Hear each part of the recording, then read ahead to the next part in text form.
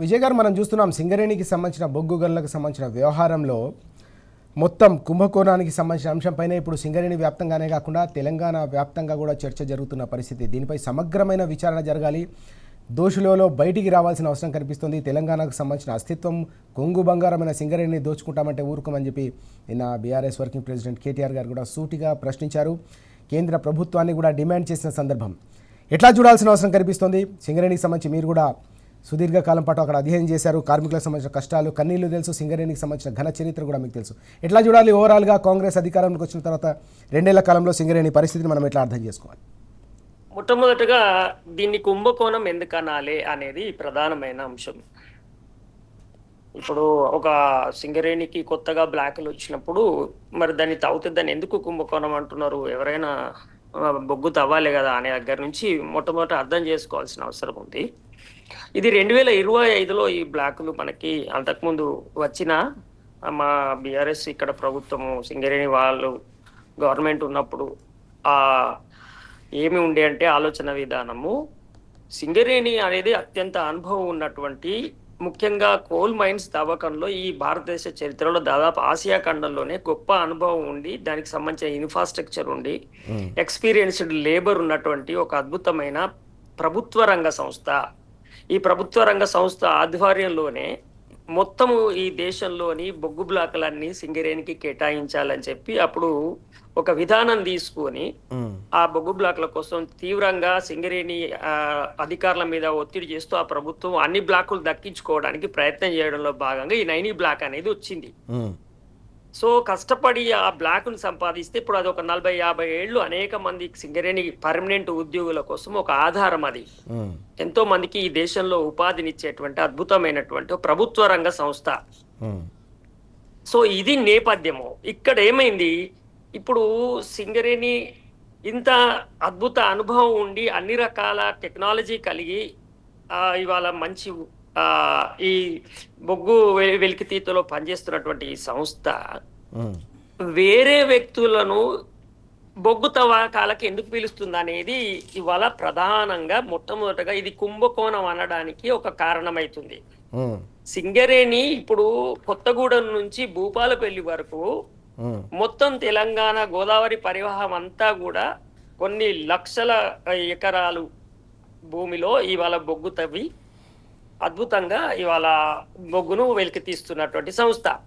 ఇక్కడ ఇంత గొప్పగా చేస్తున్న ఈ సంస్థ 9 బ్లాక్ లో ఎందుకు చేయదు? సింగరేణి సంస్థ ఆధ్వర్యంలోనే 9 బొగ్గు బ్లాకులు ఎందుకు మనం తీసుకోరాదు, వెలికి తీయరాదు? దీనికి ఇంకా ప్రైవేట్ సంస్థలకు టెండర్కి ఎందుకు పిలిచిండ్రు అనేది ఇక్కడ ఈ కుంభకోణం అనే మాట మన ఊరికే అనడానికి లేదు కదా, దానికి ఆధారాలు ఉండాలి కదా. సో సింగరేణి తాను తవ్వుకోక మీరు రాండ్రి అని ఎవరికో పిలుస్తున్నారు, టెండర్లు పిలుస్తున్నారు. ఆ టెండర్లకి అనేక రకాల ఇప్పటి వరకు మనకేంటంటే coal fields, Indian coal fields కానీ వెస్టర్న్ కోల్ ఫీల్డ్స్ లో కానీ ఎక్కడా లేని కొత్త నిబంధనలను అంతకుముందు గతంలో సింగరేణిలో ఏవైనా ప్రైవేట్ వర్క్స్ కి ఇచ్చినటువంటి టెండర్లో లేనటువంటి నిబంధనలు అన్నిటిని పెట్టడం ద్వారా ఈ అనేక రకాల బ్యాక్గ్రౌండ్ కార్యక్రమాలు ఇక్కడ ఈ మొత్తము సంపదను కొంతమంది చేతులకు కాంట్రాక్ట్ సంస్థలకు దోచిపెట్టేటువంటి అవకాశాలను ఇస్తున్నట్టుగా క్లియర్ గా ఎస్టాబ్లిష్ అవుతుంది. అందువల్ల దీన్ని కుంభకోణం అనే మాట మనము మాట్లాడాల్సినటువంటి అటు ప్రతిపక్షం ఇవాళ బీఆర్ఎస్ కానీ మీడియా సంస్థలు కానీ బయట సమాజము ముఖ్యంగా సింగరేణి కార్మిక వర్గం చర్చించుకుంటున్నటువంటి సమస్య. ఇవాళ ఇదే 9 బొగ్గు బ్లాకులను సింగరేణికి ఇస్తే ఇప్పుడు వీళ్ళ పిల్లలకి ఇప్పుడు ఇక్కడ సింగరేణిలో ఎట్లా ఉంటదంటే తండ్రి ఉద్యోగం కొడుకొచ్చేటువంటి ఒక ఉంది విధానం, ఆ వారసత్వ ఉద్యోగాలు అంటారు. అది గతంలో చంద్రబాబు రద్దు చేసినా గానీ మళ్ళీ తెలంగాణ వచ్చిన తర్వాత కేసీఆర్ గారు వాటిని పునరుద్ధరించారు. ఇప్పుడు 9 బ్లాక్లు వస్తే ఈ కార్మికుల పిల్లలందరికీ రేపు పొద్దుగాల ఉద్యోగాలు ఇచ్చుకునేటువంటి అవకాశం కూడా మనకు ఉంటది. కొత్తగా చాలా మందికి ఉద్యోగాలు కూడా అవకాశం ఉంటది. ఇది పార్టీల కంటే సింగరేణి కార్మికులందరూ కూడా దీనికి వ్యతిరేకంగా పెద్ద మొత్తంలో పోరాటానికి సిద్ధపడాలని నేను అంటాను. మొత్తము 9 బ్లాక్లను సింగరేణే తవ్వుకోవాలి, సింగరేణి ఆధ్వర్యంలోనే మొత్తం తేవాలి. తర్వాత ఇంకొకటి ఏంటంటే సింగరేణి ఏరియాలో సింగరేణి కార్మికులు తర్వాత అంతకుముందు కొంత బీఆర్ఎస్ పార్టీ ఇంకో కొన్ని పార్టీలు ఏం చేసినాయి అంటే ఈ దేశంలో ఎక్కడ బొగ్గు బ్లాక్లు అయినా కానీ సింగరేణికే ఇవ్వాలంటే కాదు ప్రైవేట్ వాళ్ళకు కూడా ఇవ్వచ్చు, ఎవరైనా టెండర్ వేయచ్చు అనేటువంటిది ఈ ప్రభుత్వం వచ్చిన తర్వాత ఒప్పుకుంది. అంతకుముందు బీఆర్ఎస్ గవర్నమెంట్ ఒప్పుకోలేదు. దానివల్ల ఇప్పుడు ఆదిలాబాద్ జిల్లాలో కొన్ని వాటిని ప్రైవేట్ వాళ్ళు మళ్ళీ దాన్ని చేజిక్కించుకోవడానికి ప్రయత్నం చేస్తున్నారు. దాని ఆ కంపెనీల వెనుక కొంతమంది మంత్రులు ఉన్నారు, ఆ కంపెనీల వాళ్ళ బినామీలు అనేటువంటి ఆరోపణలు కూడా వస్తున్నాయి. ఇట్లా ఒక ప్రభుత్వ రంగ సంస్థలో దాని ఆధ్వర్యంలో కార్యక్రమాలు జరగాలనేది ఎక్కడైతే బంద్ పెట్టి ప్రైవేటు వాళ్ళ చేతులకు ఇయ్యాలని, ఆ ఇచ్చేది కూడా కొత్త కొత్త నిబంధనల ద్వారా వాళ్ళ అనుకూల వర్గాలకే ఇవ్వాలనేటువంటి ఒక వాతావరణాన్ని సృష్టించిన తర్వాత దీన్ని కుంభకోణం అనే పరిస్థితి వస్తుంది. దీన్ని వాళ్ళే ఇప్పుడు ప్రభుత్వంలో ఉన్నటువంటి ముఖ్యమైన నాయకులే ఇది నిజంగానే దీని వెనకాల కుంభకోణం ఉన్నదని అనుమానాలు వచ్చేలాగా వాళ్ళ ప్రవర్తన, ముఖ్యంగా అది ఉప ముఖ్యమంత్రి మీద మంత్రి మీద ఇంకొక మంత్రి వాళ్ళకు అనుకూలమైనటువంటి పత్రికలను పెట్టుకొని ఒకరి మీద ఒకరు తప్పుడు ప్రచారాలు దుష్ప్రచారాలు చేసుకొని బయటపడుతున్నటువంటి తీరు, దీనికి పెద్ద మొత్తంలో వాళ్ళ వెనుకాల ఉన్నటువంటి వాళ్ళ బంధువర్గము ఇవాళ డైరెక్ట్ గా ముఖ్యమంత్రి గారి సోదా కన్స్ట్రక్షన్స్ వాళ్ళ బావమర్ది సంస్థ అయినట్టు సోదా కన్స్ట్రక్షన్స్ కి ఈ టెండర్లు అనుకూలంగా దక్కిన పరిస్థితి ఇవన్నీ చూసినప్పుడు ఖచ్చితంగా ఈ లక్షలాది కోట్ల రూపాయలను ప్రైవేటు వ్యక్తుల చేతుల్లోకి ఇండైరెక్ట్ గా దోచిపెట్టేటువంటి ప్రయత్నము చాలా దారుణంగా జరుగుతుందని సింగరేణి కార్మిక వర్గం అంతా వాళ్ళ కష్టార్జితము రేపు వాళ్ళు బతకాల్సినటువంటి ఒక పెద్ద రంగాన్ని ఒక ప్రైవేట్ కంపెనీకి ఇచ్చి అక్కడ చాలా తక్కువ జీతాలతో ఉద్యోగులను తీసుకొని ఇవాళ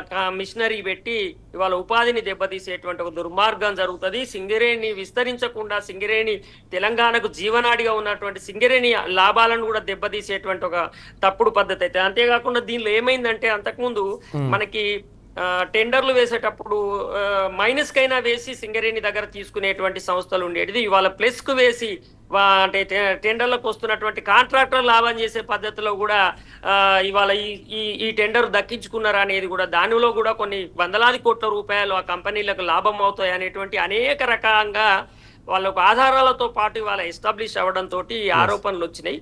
ఈ ఆరోపణలు వచ్చినప్పుడు ఈ ఆరోపణలు తప్పు అనకుండా వెంటనే ఆ టెండర్లను ఉప ముఖ్యమంత్రి గారు ప్రెస్ మీట్ లో డైరెక్ట్ గా సిఎండిని పక్కనే కూర్చోబెట్టుకొని రద్దు చేస్తున్నట్టు ప్రకటించారు. ఒకవేళ అక్కడ పొరపాటు జరగకపోతే మేము చేసింది కరెక్టే, దీన్ని ఎందుకు రద్దు చేస్తాము, బరాబర్ ఇట్లనే చేస్తామని చెప్పాల్సింది కదా. సో రద్దు చేయడంతో ఏమైంది, ఇది నిజంగానే ఇందులో ఏదో ఒక అవకతవకలు జరిగినాయి అనేది పూర్తిగా ఎస్టాబ్లిష్ అయింది. దీంతో ఎవరైతే దీని ద్వారా లబ్ధి పొందుదాం అనుకున్నారో ఆ వర్గానికి ఇప్పుడు ఇబ్బంది అయింది. దాంతో ఇప్పుడు ముఖ్యమంత్రి పీఠానికే ఇవాళ ఎసరు వచ్చింది. ఉప ముఖ్యమంత్రి గారు అలిగి కూర్చున్నారని పత్రికలో బ్యానర్లు వస్తున్నాయి. తర్వాత తన మంత్రి శాఖలోకి వేరే వాళ్ళు చొరబడ్డట్టుగా తను భావిస్తున్నట్టు కనబడుతున్నది.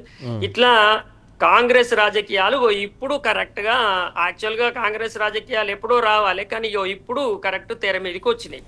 ఇది ఏంటంటే వాళ్ళు ఈ కార్యక్రమం ఎక్కడ ఉన్నా ఇదే జరుగుతుంది అనేది మొదటి నుంచి ప్రజలు ఆ పార్టీ విధానాల పట్ల ఉన్న అభిప్రాయం. దాన్ని 2 ఏళ్ళు మెల్లమెల్లగా కాపాడుకోగలిగారు అంతర్గతంగా, కానీ ఎన్ని రోజులు అది దాగదు కదా అది, ఎందుకంటే ఎప్పుడో ఒకసారి బయటకు వస్తుంది. ఇంకా చాలా ఇది ఇప్పుడు తేనెతుట్టే కదిలింది. దీని తర్వాత పరిణామాలు చాలా దారుణంగా ఉంటాయి. లక్షలాది కోట్లాది రూపాయల ఏంటిది కాంట్రాక్ట్ల రూపంలో జరుగుతున్నటువంటి ఒక దందా ఈ తెలంగాణలో మొదలైంది. ఇది తెలంగాణ అభివృద్ధికి తెలంగాణ పట్ల ఉన్నటువంటి ఒక పద్ధతికి ఇది చాలా దెబ్బతీసేటువంటి అంశం అవుతుంది. రేపు తెలంగాణ పునర్నిర్మాణానికి ఇది అడ్డుకట్ట అవుతుంది.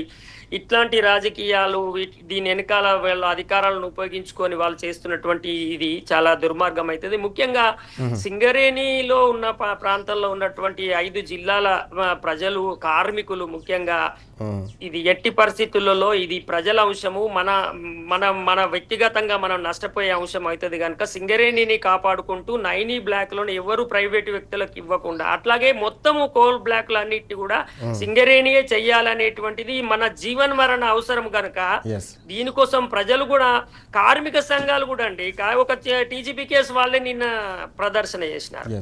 మిగతా కార్మిక సంఘాలు కూడా రోడ్ల మీదకి రావాల్సిన అవసరం ఉంది. కార్మికులందరూ కూడా రోడ్ల మీదకి రావాల్సిన అవసరం ఉంది. సింగరేణిని కాపాడుకోవడం తెలంగాణకు అత్యంత అవసరము. ఈ ప్రైవేటు వ్యక్తులకు సింగరేణి దారాదత్తం చేసేటువంటి ఈ విధానాలకు వ్యతిరేకంగా పెద్ద మొత్తంలో ఉద్యమం రావాలి.